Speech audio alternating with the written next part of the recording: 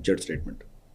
అంటే కోవిడ్లో మనం ఎంత నష్టపోయామో, ఎంత సఫర్ అయ్యామో, ఈ సైబర్ అటాక్స్ ముందర అది ఏమీ లేదు అని అనుకుంటారు మీరు. అంత పెద్ద అటాక్స్ రాబోతున్నాయని ఆల్రెడీ వార్నింగ్ ఇచ్చాడు ఆయన. హాలీవుడ్ నువ్వు హాలీవుడ్ సినిమా అంటున్నావు కదా, అటువంటి పేరుతో, అటువంటి థీమ్తో ఒక సినిమా వచ్చింది ఆల్రెడీ. ఆ సినిమా పేరు లీవ్ ద వరల్డ్ బిహైండ్ అన్నటువంటి నెట్ఫ్లిక్స్లో ఉంది. లీవ్ ద వరల్డ్ బిహైండ్ అని జూలియా రాబర్ట్స్ దాంట్లో ఒక మెయిన్ ఇంపార్టెంట్ పార్ట్ ఆవిడ ప్లే చేసింది. ఆఖరికి దాంట్లో షిప్ ఏరోప్లైన్స్ క్రాష్ అయిపోతే కనుక ఆ కుళ్ళిపోతున్న శవాలు కూడా చూపిస్తారు. వాళ్ళు వెళ్ళి చూస్తే కనుక శవాలన్నీ కుళ్ళిపోతుంటాయి. షిప్పులు ఒడ్డు వచ్చేసి క్రాష్ అయిపోతుంటాయి.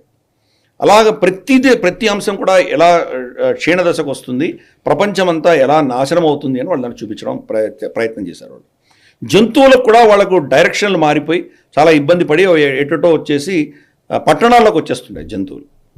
సో ఇవన్నీ కూడా దాంట్లో సినిమాలో చాలా స్పష్టంగా చూపించడం జరిగింది. మనం నేపథ్యం దీని యొక్క